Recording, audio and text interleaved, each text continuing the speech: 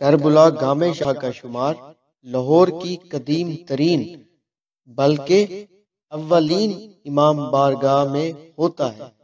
یہ امام بارگاہ بابا سید غلام علی شاہ المعروف گام شاہ سے منسوب ہے۔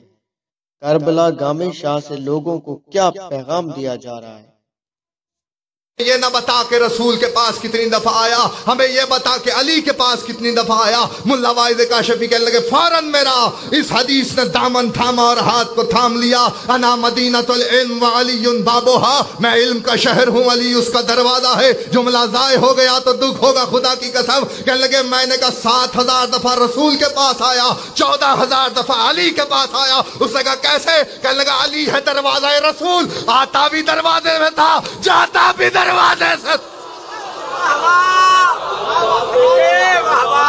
کی قسم اعتماد کرتے ہوئے گام شاہ میں مجمع پہ اعتماد کرتے ہوئے رسول کا امامہ عباس کے سر پہ، رسول کی ابا عباس کے دوش پہ، رسول کا کمر بند عباس کی کمر میں، رسول کی نالین عباس کے پیروں میں۔ عباس اسے کہتے ہیں جو 11 برس کی عمر میں امامت کا وزن بھی اٹھا لے، رسالت کا وزن بھی اٹھا لے۔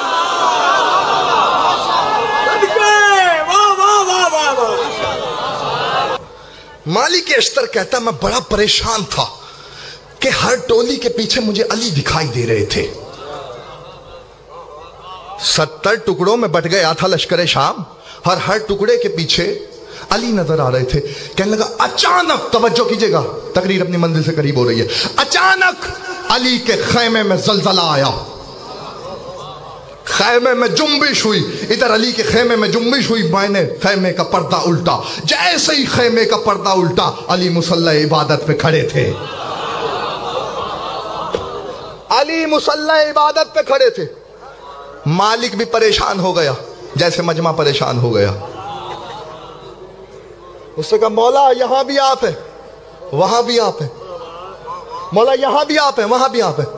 علی نے کہا مالک پریشان کیوں ہوتا ہے؟ کہا مولا میں یہ دیکھ رہا ہوں 70 ٹولیوں کے پیچھے بھی آپ ہیں، مصلی پہ بھی آپ ہیں۔ خدا کی قسم جملہ ضائع ہو گیا تو دکھ لگے گا۔ علی نے جملہ کہا ہے داد مجھے نہیں دینی، ذکر کو داد ہوتی ہے، ذکر علی کا ہے، آپ جانے مولا علی جانے۔ علی نے کہا مالک پریشان کیوں ہوتا ہے؟ تو نے قرآن میں آیت نہیں پڑھی تم جدھر چاہے رخ کر لو تمہیں اللہ کا چہرہ دکھائی دے گا۔